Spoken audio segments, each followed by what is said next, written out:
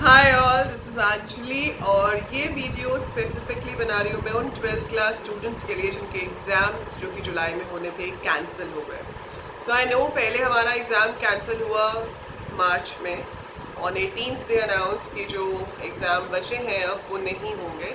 So you all were preparing for IP and CS but couldn't help it.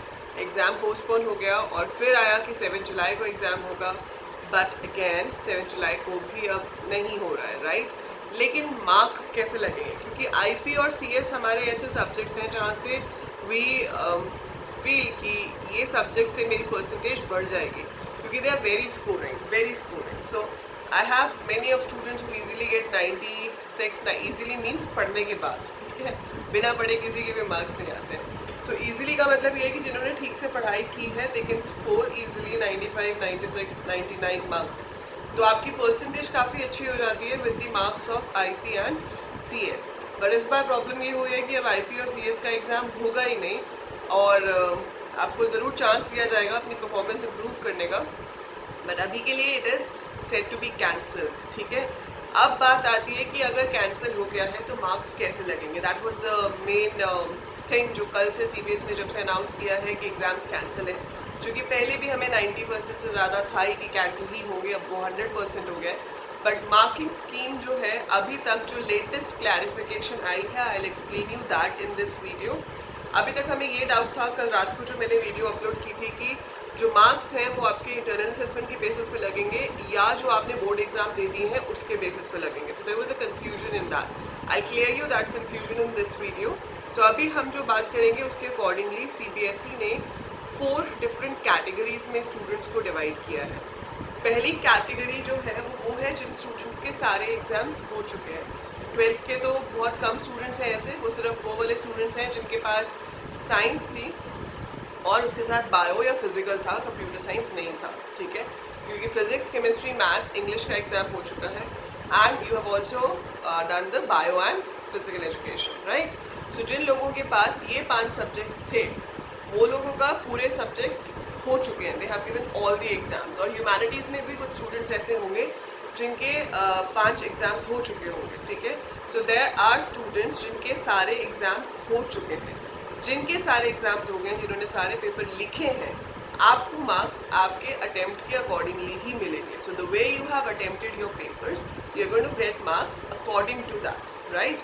तो उसमें आपको कोई grace marks या कोई आपके पास एवरेज मार्क्स ऐसा कुछ नहीं दिया जाएगा, जैसा आपने किया है उसी के अकॉर्डिंगली आपको मार्क्स मिलेंगे। वो तो एक कैटेगरी है, सीधी सीधी सिंपल जैसे रिजल्ट आना होता है। सेकेंड कैटेगरी ऑफ स्टूडेंट्स वो हैं जिन्होंने 4 या 5 एग्जाम दिए हैं। 5 वाले सिर्फ वो होंगे जिन्होंने ऑप्शनल बीच में एक दिया है। जिनके 5 मेन सब्जेक्ट्स हो चुके हैं उनका रिजल्ट फर्स्ट कैटेगरी में आता है। सेकंड कैटेगरी में आता है कि जो आपके पास 5 मेन सब्जेक्ट्स होते हैं उसमें से आपने 4 का एग्जाम दिया है और एक रहता है, जो कि मेरे सारे स्टूडेंट्स हैं आईपी और सीएस वाले। सो आईपी और सीएस वालों के मोस्टली के जिनके पास बिजनेस स्टडी या हिंदी नहीं है तो उनके 4 हो चुके हैं और एक अकेला जो रहता था दैट वाज आईपी और सीएस, ठीक है। स्पेसिफिकली जो भी नॉन मेडिकल के स्टूडेंट्स हैं, सो जितने भी नॉन मेड वाले स्टूडेंट्स हैं जिनके पास सीएस और आईपी था उनके बाकी सारे एग्जाम हो चुके हैं। The only left exam is CS and IP. ऐसे और कॉमर्स वालों के पास तो बीएसटी सीएस आईपी दोनों हैं, जिनके पास सीएस आईपी नहीं है उनका सिर्फ बीएसटी रहता होगा। सो 4 एग्जाम अगर आपके हो चुके हैं तो क्या होगा, तो उसमें से जो बेस्ट 3 है, कल जो हमारे पास न्यूज़ थी उसमें था last 3, no it's not last 3, it is best 3। मान लो मेरे 4 सब्जेक्ट्स में मार्क्स आए हैं 78, 82, 89 एंड 64, ठीक है। तो इन चारों में से जो 3 हाईएस्ट हैं उनकी एवरेज निकाली जाएगी। सो जो 3 बेस्ट होंगे, best of 3 will be taken and उसका जो एवरेज आएगा वो आपको मार्क्स दे दिए जाएंगे। So this is for those students जिनके 4 एग्जाम हो चुके हैं। I know it is a bit unfair, क्योंकि आईपी और सीएस कहीं ज़्यादा स्कोरिंग होते हैं in comparison to the other exams, लेकिन अब हमें मार्क्स उन्हीं एग्जाम्स के बेसिस पे मिलेंगे, you can't help it. So this is what CBSE could think as the most fair option, ठीक है। सो यही एक ऑप्शन बचती थी उनके पास, तो अकॉर्डिंगली दिस इज़ डन। बाकी अगर आप अपनी परफॉर्मेंस लेटर ऑन बढ़ाना चाहते हो तो आप एग्ज़ाम ज़रूर दे सकते हो जब भी एग्ज़ाम्स कंडक्ट किए जाएंगे। और ऐसा इसलिए किया जा रहा है क्योंकि रिज़ल्ट आउट करना बहुत ज़रूरी है, क्योंकि अगर रिज़ल्ट आउट नहीं होगा तो आगे एडमिशन्स कैसे होंगी। सो CBSE has also requested DU कि वो 4 जुलाई की जगह अपनी जो एप्लीकेशन डेट है वो 15 जुलाई के बाद की कर दें, because the result is going to be out on 15 July, right. So ये सेकेंड कैटेगरी ऑफ स्टूडेंट्स थे। थर्ड कैटेगरी ऑफ स्टूडेंट्स वो है जिन्होंने सिर्फ 3 ही पेपर दिए हैं। आपने सिर्फ 3 एग्जाम दिए और आपके 2 रहते हैं, जैसे कि जिसका IP और बिजनेस स्टडीज़ रहता है, या हिंदी और CS रहता है, हिंदी और IP रहता है। तो जिनके 3 सब्जेक्ट्स के मार्क्स मिलेंगे नॉर्मल अटेम्प्ट के अकॉर्डिंगली, और जो 2 हैं उन्होंने अभी दिए ही नहीं है एग्जाम। सो उस केस में जो बेस्ट ऑफ 2 होगा, ठीक है, 3 में से जो 2 बेस्ट मार्क्स होंगे आपके, जो 2 हाईएस्ट मार्क्स होंगे, उसकी एवरेज ली जाएगी और वो आपको एज मार्क्स अलॉट किया जाएगा। प्रैक्टिकल मार्क्स आपके IP और CS के वही रहेंगे जो प्रैक्टिकल एग्जाम में हुए थे। This I am telling only for the theory part. So theory exam के लिए आपके मार्क्स इस तरह से कैलकुलेट किए जाएंगे। ओके, सो ये तो हो गया आपका अगर आपके एग्जाम्स हैं। अब कुछ स्टूडेंट्स जो कि सिर्फ नॉर्थ ईस्ट दिल्ली वाले हैं, जिनका शायद कोई भी एग्जाम नहीं हुआ बिकॉज ऑफ द राइट्स, तो उनका कोई भी एग्जाम नहीं हुआ या एक एग्जाम उन्होंने मुश्किल से दिया होगा।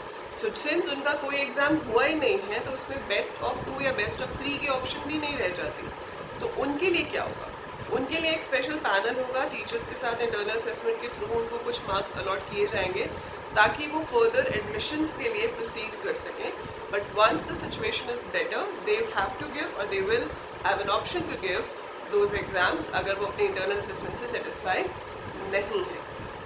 तो इंटरनल असेसमेंट या एवरेज जो भी मार्क्स हैं, सब में आपके पास चॉइस है कि आप बाद में एग्ज़ाम दे सकते हो, बट बाद में एग्ज़ाम देने का सेंस इतना ज़्यादा नहीं रह जाता है, क्योंकि अगर आपकी एडमिशन हो जाती है आपके डिज़ायर्ड कॉलेज में तो गुड इनफ, लेकिन अगर आपके डिज़ायर्ड कॉलेज में एडमिशन नहीं होती है एंड आप लेटर ऑन कुछ करना चाहते हो, तो आप ज़रूर इम्प्रूवमेंट एग्ज़ाम के लिए जा सकते हो। बट अभी की जो एडमिशन्स हैं वो तो आपकी जो एवरेज मिलेगा उसी के बेसिस पे की जाएगी, राइट।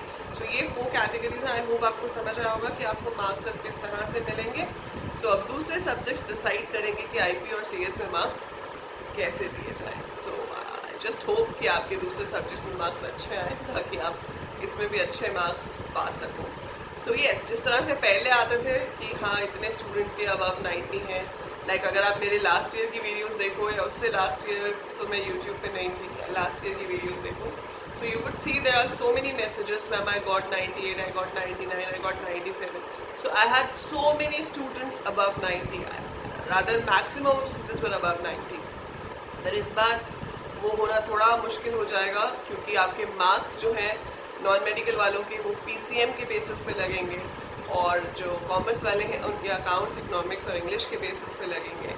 सो देखो क्या होता है, जस्ट कि आपके उसमें भी मार्क्स अच्छे आएँ ताकि आपकी एवरेज अच्छी बन जाए, and you might also get some grace marks for IP and CS, क्योंकि ये सब्जेक्ट्स का स्कोरिंग लेवल बाकी सब्जेक्ट से ज़्यादा होता है ओवरऑल, ठीक है। कितने स्टूडेंट्स ऐसे होते हैं जिनके बाकी सब्जेक्ट्स में 60s में मार्क्स आते हैं, लेकिन IP और CS में दे गेट इन 80s और 90s। So it happens. So there is a possibility कि आपको 5 to 10% ग्रेस मार्क्स भी दे दिए जाएँ IP और CS के लिए, looking at the nature of the subject since it is far more scoring than the other subjects.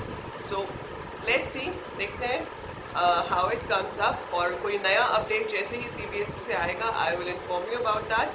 अभी के लिए results of 10th and 12th will be announced on 15th of July, ठीक है। सो 15th of July को आपके results expected हैं, announce हो जाएंगे, और मार्किंग स्कीम मैंने आपको एक्सप्लेन कर दी है, सो आई होप आपको समझ आ गई होगी।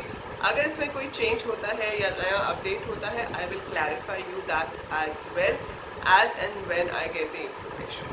सो that's it for this video.